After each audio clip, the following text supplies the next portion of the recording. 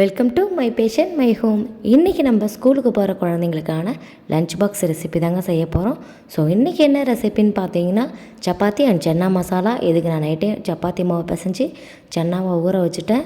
So இப்போ குக்கரில் சன்னாவை சேர்த்துட்டு சன்னா முழுகிற அளவுக்கு தண்ணி ஊற்றி அதுக்கு கொஞ்சமாக உப்பு போட்டு ஒரு 4 விசில் விட்டு நல்லா வேக வச்சு எடுத்து வச்சுக்கலாம்.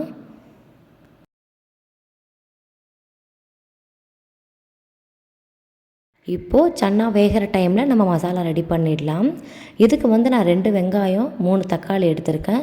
வெங்காயம் தக்காளியை கட் பண்ணிவிட்டு ஸ்டவ் ஆன் பண்ணி ஒரு வானல் வச்சுக்கோங்க. இப்போ இதில் எண்ணெய் விட்டு எண்ணெய் நல்லா சூடானதுக்கு பிறகு வெங்காயம் சேர்த்து நல்லா வதக்கி எடுத்துக்கலாம்.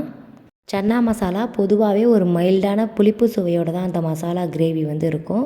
ஸோ அதுக்காக நம்ம எக்ஸ்ட்ரா ஒரு தக்காளி இல்லைனா 2 தக்காளி கூட சேர்த்துக்கலாம்.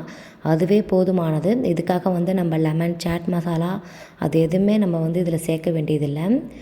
வெங்காயம் கொஞ்சம் வணங்கினதுக்கு பிறகு இப்போ நம்ம தக்காளியை ஆட் பண்ணி நல்லா வதக்கி எடுத்துக்கலாம். இந்த ஸ்டேஜில் இஞ்சி பூண்டு பேஸ்ட்டு 1 ஸ்பூன் சேர்த்து நல்லா வதக்கி எடுத்துக்கோங்க. இஞ்சி பூண்டோட பச்சை வாசனை போகிற அளவுக்கு. இது நல்லா வதங்கினதுக்கு பிறகு நம்ம மசாலாஸ் எல்லாம் ஆட் பண்ணிடலாம். கலருக்காக காஷ்மீரி தூள், மல்லித்தூள், வீட்டில் அரைச்சா மிளகாத்தூள், அப்புறம் மஞ்சள் தூள். இந்த மசாலாவுடைய பச்சை வாசனை போகிற அளவுக்கு நல்லா வதக்கி எடுத்துக்கோங்க. நல்லா வதங்கினதுக்கு பிறகு ஸ்டவ் ஆஃப் பண்ணி ஒரு பக்கம் ஆற விடுங்க. அப்புறமேட்டுக்கு நம்ம அரைச்சி எடுத்துகிட்டு வந்துக்கலாம். இப்போது இந்த டைமில் நம்ம வேக வச்ச சன்னா மசாலாவை எடுத்துக்கலாம். பாருங்கள் எந்த அளவுக்கு நல்லா சூப்பராக வந்திருக்குன்னு. ஸோ இதை நான் 2 போர்ஷனாக பிரிச்சுக்க போகிறேன். ஒன்று அப்படியே முழுசாக தான் வைக்க போகிறேன். இன்னொரு பகுதியை நான் நல்லா மேஷ் பண்ணிக்க போகிறேன். நான் எப்பொழுதுமே இந்த மாதிரி தாங்க சன்னா மசாலா ரெடி பண்ணுவேன். மசாலாவில் ஆட் பண்ணிவிட்டு சன்னாவை மேஷ் பண்ண கொஞ்சம் கஷ்டமாக இருக்கும். இந்த மாதிரி நம்ம ரெடிமேடாக எடுத்து வச்சுட்டோம் அப்படின்னா கொஞ்சம் ஈஸியாகவும் இருக்கும். கிரேவியும் சீக்கிரமாக திக்காயிடும். இப்போ நம்ம ஆற விட்ட மசாலாவை நல்லா நைஸாக பட்டு போல் அரைச்சி எடுத்துக்கலாம். அதுக்கு பிறகு ஸ்டவ் ஆன் பண்ணி ஒரு வானல் வச்சுக்கோங்க. இதில் எண்ணெய் எதுவுமே நம்ம சேர்க்க வேண்டியதில்லை. இப்போ நம்ம அரைச்சி வச்ச மசாலாவை இதில் சேர்த்துக்கலாம்.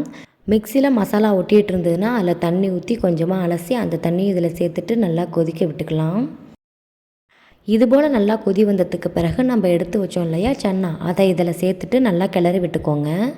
இது ஒரு 1 நிமிஷத்துலேருந்து 2 நிமிஷத்துக்குள்ளே நல்லாவே திக்காகிடும். பாருங்கள் இது போல் நல்லா திக்காகிடும். இதை ஒரு நிமிஷம் நல்லா மீடியம் ஃப்ளேமில் விட்டு நல்லா கொதிக்க விட்டு ஆஃப் பண்ணிட்டா சன்னா மசாலா ரெடி. அடுத்து நம்ம சப்பாத்தி ரெடி பண்ண வேண்டியது தாங்க. நான் ஃபுல்லாகவே நெய் யூஸ் பண்ணி தாங்க சப்பாத்தி தீத்த போகிறேன். உங்களுக்கு விருப்பம் இல்லைன்னா நீங்கள் ட்ரை ஃப்ளார் இருக்குல்ல, வெறும் மாவு போட்டு கூட நீங்கள் தீத்தி எடுத்துக்கலாம். இல்லை அப்படின்னா நீங்கள் எண்ணெய் கூட யூஸ் பண்ணிக்கலாங்க. வளர்கிற குழந்தைங்க நெய் சாப்பிட்டா நல்லது. ஸோ நான் ஃபுல்லாகவே நெய் யூஸ் பண்ணி தான் சப்பாத்தி ரெடி பண்ண போகிறேன்.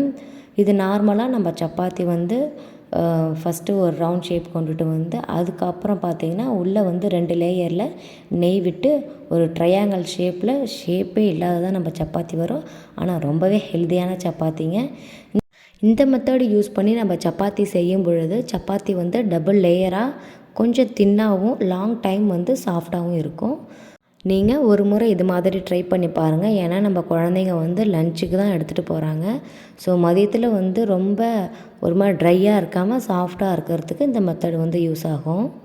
அப்புறம் குழந்தைங்க வீட்டில் லீவில் இருக்கும் பொழுது இந்த மாதிரி செஞ்சு டேஸ்ட்டு பழகி விடுங்க.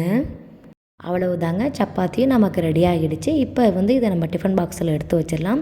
இது மாதிரி 3 போர்ஷன் உள்ள ஒரே டிஃபன் பாக்ஸாக எடுத்துக்கோங்க. கொஞ்சம் ஈஸியாக இருக்கும். இல்லைனா 3 டிஃபன் பாக்ஸு கொடுத்தா கேரியர் மாதிரி உங்கள் குழந்தைங்க பத்திரமா எடுத்துகிட்டு வருவாங்க அப்படின்னா நீங்கள் அந்த மாதிரி கூட பயன்படுத்திக்கலாங்க. இப்போ இந்த 3 போர்ஷனில் நம்ம செஞ்ச சப்பாத்தி, சன்னா மசாலா, அதுக்கப்புறம் எந்த பழ வகையாக இருந்தாலும் இல்லை உங்கள் குழந்தைங்க அதிகமாக விரும்புகிற பழமாக இருந்தாலும் அதில் கட் பண்ணி நீங்கள் ஒரு போர்ஷனில் சேர்த்துக்கலாம். ஃபஸ்ட்டு பழத்தை சாப்பிட்டுட்டு அதுக்கப்புறம் சாப்பாடை சாப்பிட சொல்லி அனுப்புங்க. அவ்வளவுதாங்க, nutrition balanced lunch box ready. Thank you.